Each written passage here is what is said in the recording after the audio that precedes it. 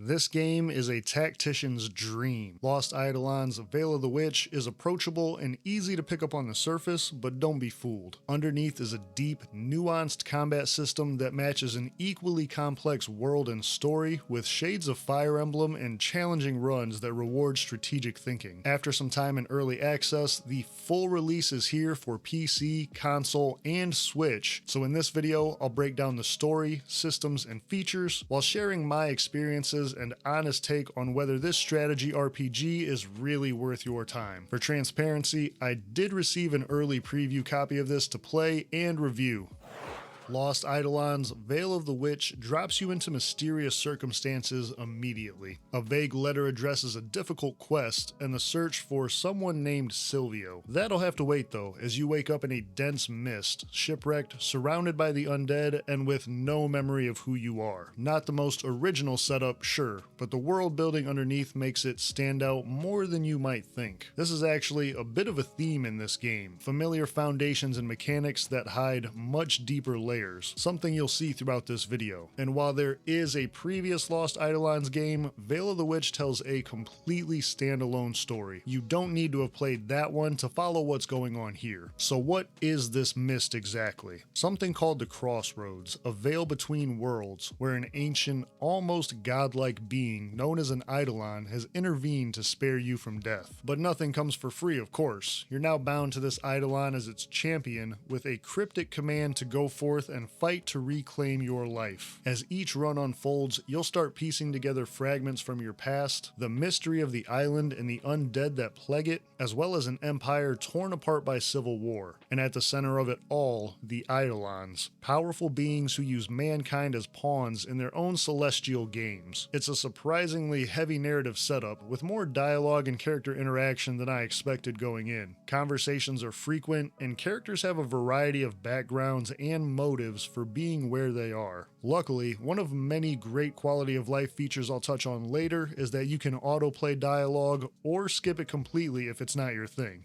But how does Veil of the Witch actually play? At first glance, it's a familiar strategy RPG, grid-based combat, turn order, character variety, with a party of up to 5 core heroes and occasional extra allies joining you for side quests and events. There's even treasure chests scattered around some maps for those optional loot grabs. However, once you settle in, the layers start to peel back. A great example of this is how important positioning is. That's a staple in turn-based tactics and strategy RPGs, right? But here, it has even more impact thanks to a few unique mechanics. The first is counterattacks. Outside of spellcasters, every unit that is attacked will counterattack if they have the range, including archers. This may seem like a small detail, but since you are routinely outnumbered, it can add up to you taking a lot of unnecessary hits. And since healing is scarce, especially early on, poor positioning can absolutely wreck a run. I will say, the AI doesn't pull any punches either. I learned the hard way early on to protect my weaker units and spellcasters, as they will ignore your stronger ones to take out the supports if possible. Thankfully, Veil of the Witch gives you one of the most generous tools I've seen in a tactics game, a limited use undo system. You can rewind to any previous turn in a battle, even after death, to try a different strategy or fix a costly mistake. This is not unlimited, but it can be upgraded for more uses later and strikes a perfect balance between punishing mistakes and respecting your time. On top of that, you can undo any movement by a character before attacking, preview damage outcomes, and plan around the enemy's threat range prior to committing. This may sound like it's too easy, but fights can be brutal, and having to start over due to 1 or 2 bad choices would honestly feel even worse. Each unit also carries 2 weapon sets they can freely swap between without using any action points, opening up a ton of tactical flexibility. Take Marco for instance. He can switch between an axe and a spear shield combo. The extra tile of range on the spear lets him strike some enemies safely while avoiding counterattacks, setting up my other melee units to finish the job without taking any counter damage either. Using that kind of sequencing and turn order to minimize risk and maximize payoff feels incredibly satisfying satisfying, and will really make a difference in keeping your heroes alive for the long run. Another benefit of this dual weapon system is that no unit feels locked into just one role. Your main character starts with both a longbow and a greatsword, for example, making them a versatile melee or long-range hitter if they don't have the movement points to get in close. Even your mages can swap to weapons like a short bow or sword and board while their spells are on cooldown. I love this versatility, not only for the options it provides, but the fact that it cuts out dead weight or wasted turns. Every unit can support or be used in multiple ways. But here's my question: do you prefer flexible, multi-role units like this, or do you like sticking to strict class archetypes that specialize and stay in their lane? I'm curious how you build your teams in games like this, so let me know in the comments.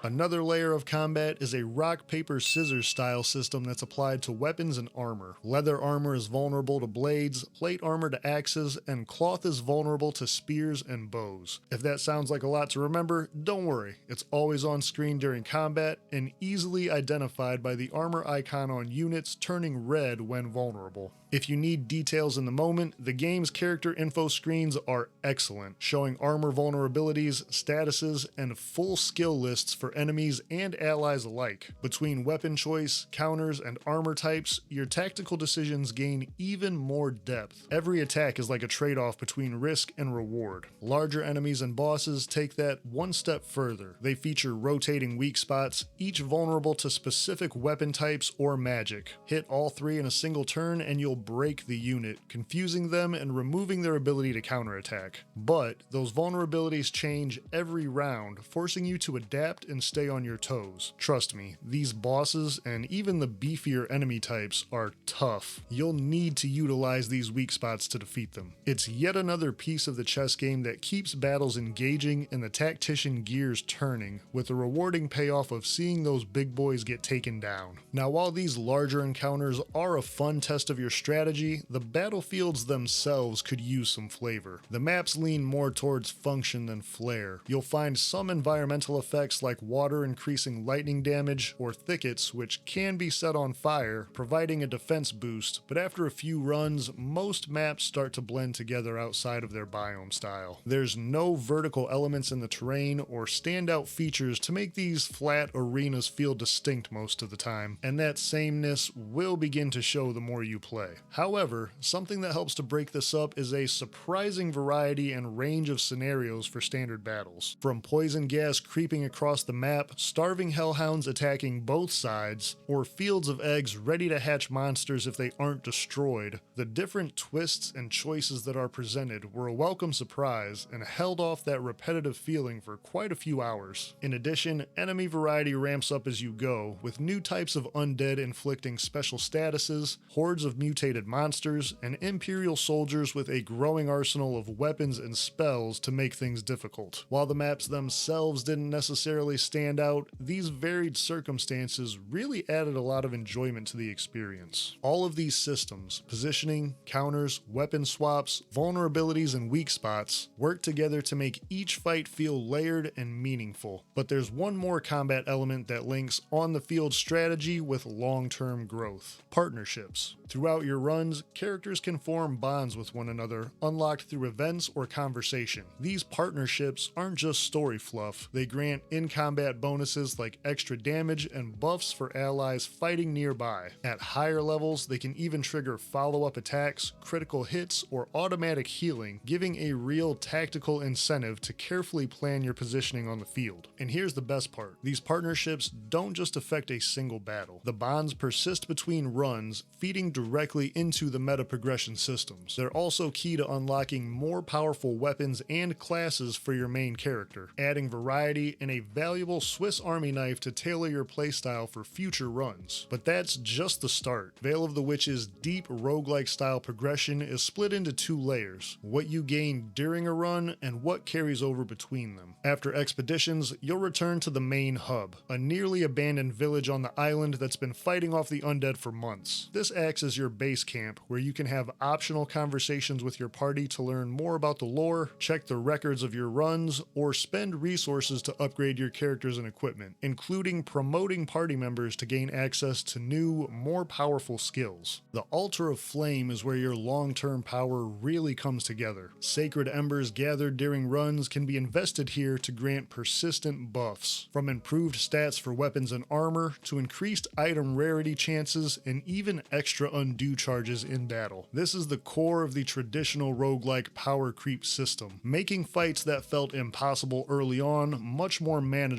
once you've got a few upgrades to help. But what about the actual in-run progression? Lost Eidolons uses the standard system of letting you choose different paths as you advance through the chapters. Rewards and combat are clearly marked, with a legend in the corner of the screen if you ever need to know what an icon is. These can range from important events, loot and resources that go towards the meta progression systems, and even temporary allies that join you for side quests, forming their own stories as you run into them time and again. Some encounters have a dice roll mechanic for outcomes where you make the choices and weigh your own risk tolerance, as well as holy road options that give greatly increased rewards, adding a nice little bit of player agency to keep you engaged rather than just picking a path. There's even more depth with equipment enchanting and class mastery. Each character gets experience when using their attacks and abilities, contributing to mastery levels, where you pick a new passive or active ability from randomly pulled options every time you level up. Roguelike players will be familiar with this, and the pulls can be re-rolled if you have enough currency, with a chance for rare or legendary skills being added to your party. Enchanting weapons and armor takes this one step further. Resonance stones are a resource gained during runs, granting a random selection of equipment to upgrade. This is RNG based, and you may get a small upgrade in stats with a common stone, or a deep connection that results in legendary enchantments, which not only boost your base stats, but tend to give legendary abilities as well. This is yet another layer to upgrade your characters throughout your runs, although both mastery levels and enchantments are reset at the end of every expedition. I will point out here that I'm not the biggest fan of roguelikes, and I tend to think that a lot of them feel very similar, but I didn't have that issue here. While the mechanics are common, the layers, events, and choices throughout the runs kept things feeling fresh for the most part, although I did begin to see some repetition eventually. It should also be noted that these runs are not short. A full expedition through all chapters will take hours. Each chapter has a lot of stops on the path to the boss, fights are generally not short, and bosses were tough, requiring some backtracking and undos on my first few attempts. I actually prefer the longer runs. They feel more like a full adventure toward mastery, but for roguelike fans who enjoy a quick hop in and hop out playstyle, this might not be the best fit. There's also no saving during combat, so stopping mid-battle will have you restart at your last spot on the path. Still, for as dense and demanding as Veil of the Witch can be, it does do a lot to respect your time. From shortcuts to interface tweaks and little design choices that keep the pace moving, this is really one of the smoothest turn-based games I've played. You can bump animation speeds up to 2 or 4x, skip enemy turns completely, or turn off the dialogue in battles if you want to focus purely on the combat. The undo system mentioned earlier is another standout. Not only can you undo movement, but even rewind entire turns or battles, with limited uses of course. It takes the sting out of losing a long fight or even longer runs because of a small mistake. There are just so many small conveniences too. The threat range overlay shows exactly who enemies can hit, the easy attack setting removes redundant basic weapon attacks, and even little UI touches like the gold tally in shops before buying, or keyboard shortcuts when choosing paths, make the whole thing feel more modern and polished. Not to mention the character screens that are especially well done. Detailed ability lists, armor descriptions and weaknesses, weapons and statuses all in one place. The type of information that tacticians love, and is a huge win for strategy heavy play. Performance-wise, it runs very well, although I do wish there were more graphic settings to adjust. I also played a significant portion of this game on controller, and I have to say, it feels great, maybe even better than mouse and key outside of the camera controls. It's clear the developers spent a lot of time refining how it feels to play this game, which is exactly why I felt it was worth noting. That comfort really does add up over long runs and hours played. Of course, even with all those improvements and smart design design choices, Veil of the Witch isn't flawless. For everything it gets right, there are a few rough edges that still show once you've sunk some time in. A lot of this, in my opinion, is tied to the nature of roguelike progression and game mechanics. You'll start to see repetitive battle dialogue and scenarios, and even some repetitive events during runs. Sometimes, just seeing the map layout load in, I could tell immediately what scenarios were going to happen and what choices I would have. The combat is still fantastic, but the maps do tend to lack any kind of standout assets or qualities, and I think more environmental design or unique set pieces would really help them all not blend together so much. All of the fast-paced options available